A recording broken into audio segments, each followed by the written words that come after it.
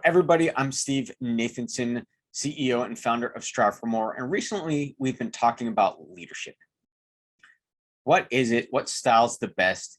And which style or styles are right for you?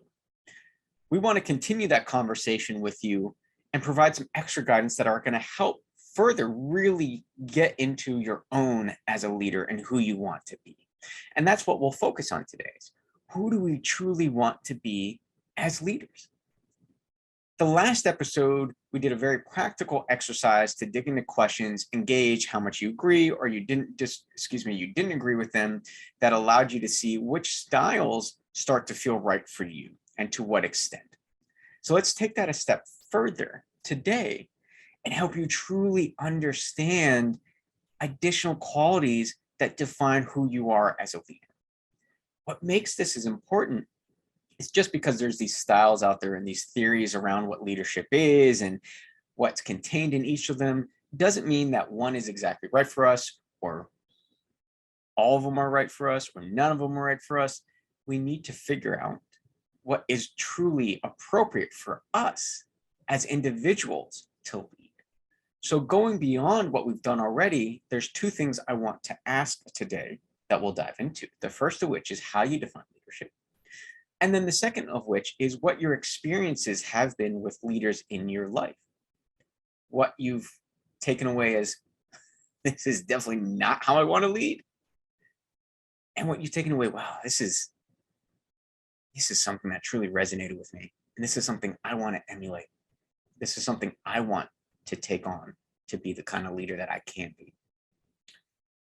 The importance behind all of this is we really want to be authentic as leaders. As human beings, we really do have a good BS meter to see who's being fake, who's just stepping over other people to climb the corporate ladder and get to where they want to go, and they don't really care about other people. We've all experienced that. If you want to truly lead people, we have to find something that is right and authentic to us, because it comes across so much better to the people that we lead, and it serves them and it serves you. There's alignment and fulfillment in being that way. So let's start with our definition of leadership. For me, leadership is the ability to inspire others to be a part of something greater than themselves. That's how I define leadership. I'm going to break that apart here in a second, but that's the question that I'm going to throw out for you first. You can grab a pen and paper and do this after the episode as I walk you through the steps to do it, or you can do it at any other time that you want, or you can do it now as we're talking.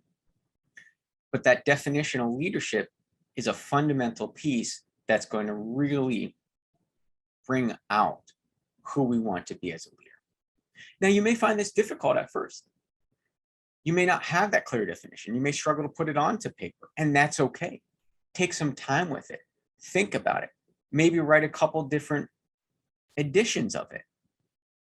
That'll be okay, because we can always tweak it after we go through the second part today. It's just one potential way of starting to lift that veil, and start seeing what elements are really there for us that we want to subscribe to as a leader. So let's get back to my definition. The ability to inspire others to be a part of something greater than themselves. Let's start with the first part. The ability. We've talked about trait leadership. We've talked about skill leadership. Whether we think we're born as leaders and that's the way it is, or we think that we can develop leadership skills, we subscribe to that skill theory.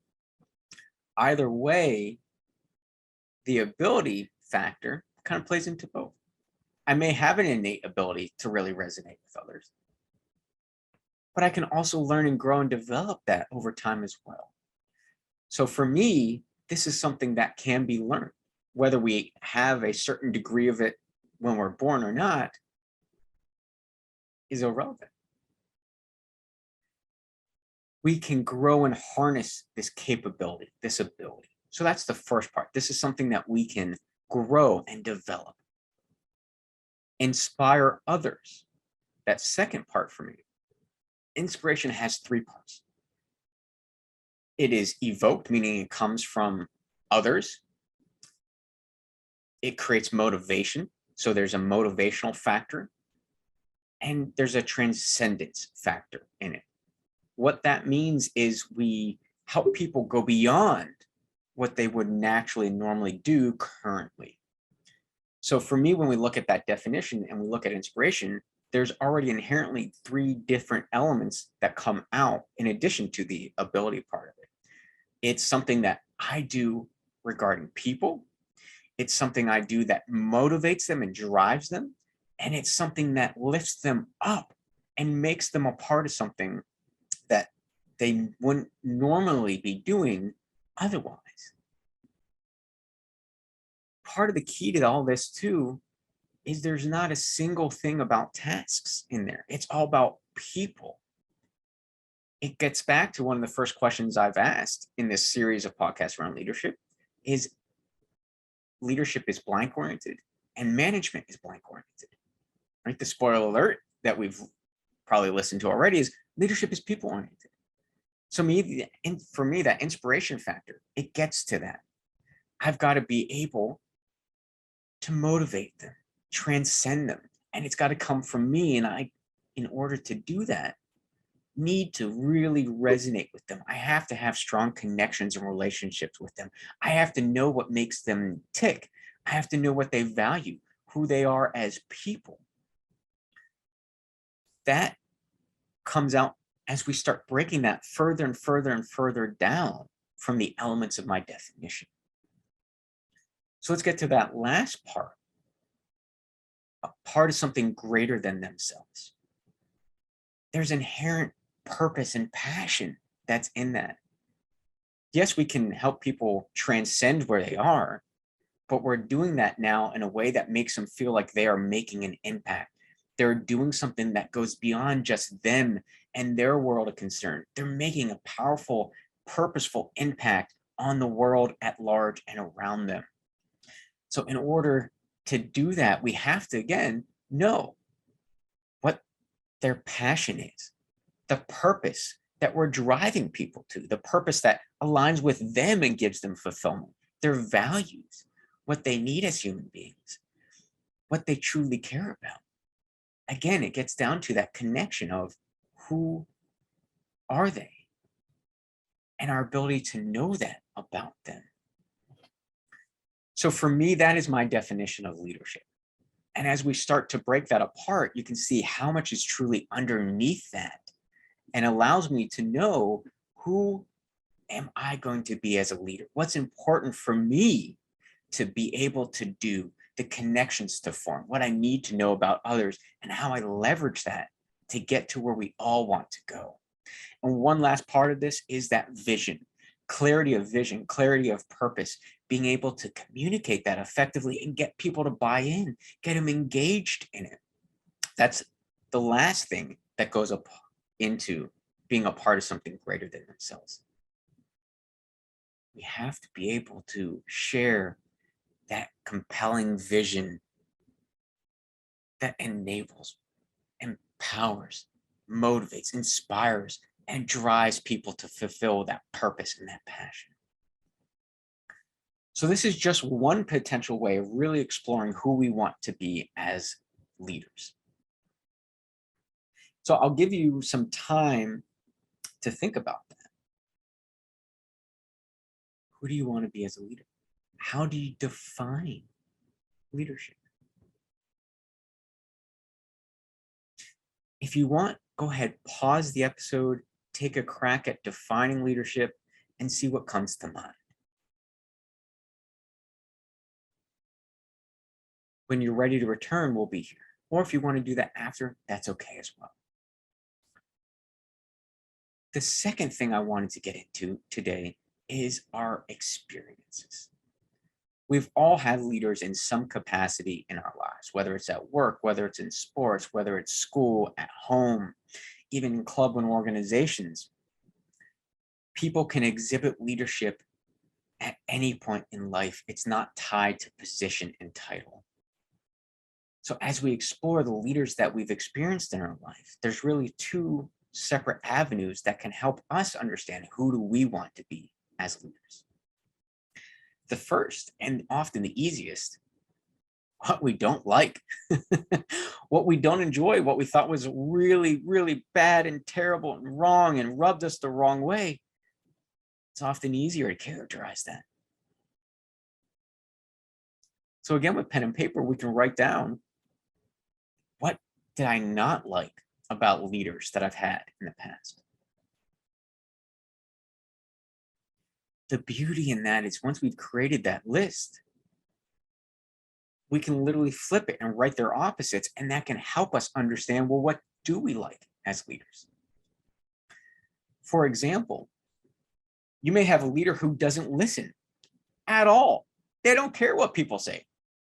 I'm the boss. You do what I say. No ands, ifs, or buts. End of story. Go forth and prosper. If you don't like it, too bad. You know, we've all experienced that, unfortunately, at various points in our life. If you haven't,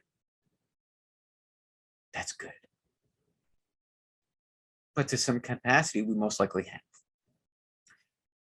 What we can learn from that, though, in this vein, in this exercise, is I don't like leaders who don't listen, who don't value the opinions of others.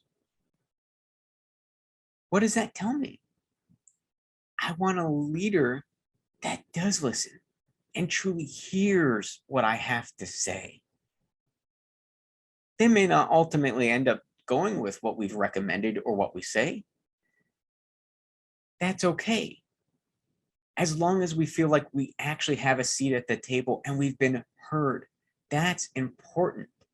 When we feel like we've actually been heard and they've valued our opinion and they've thought about it, it does soften that blow that they don't go with it. But we at least feel like we are a part of it and we're not just dismissed. So what we can learn from this is I love leaders who listen and leaders who value what others have to say. On the opposite end of the spectrum, we can see things that leaders have done in our careers that we really have loved and have resonated with us. So we already naturally, getting rid of the non-serving, the negative side of it, can look at the positive, the serving side of it. For me, this is an example I've shared before.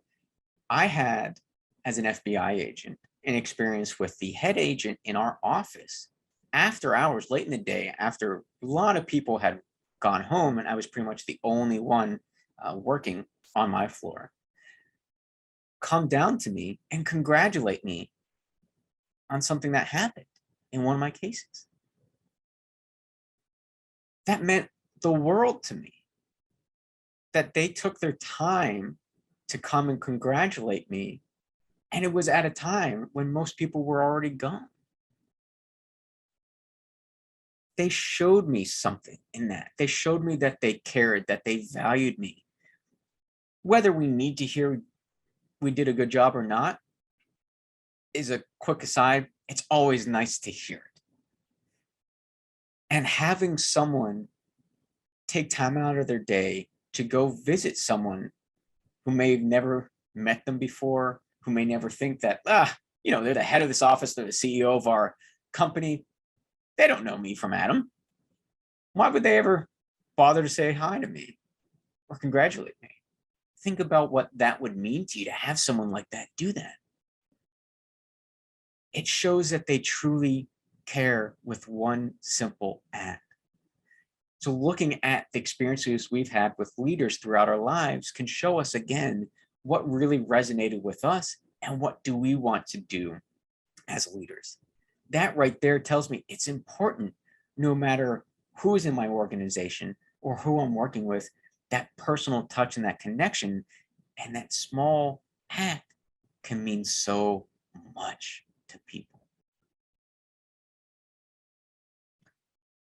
This second part of today is really drawing upon what we've seen in life that we like and we don't like.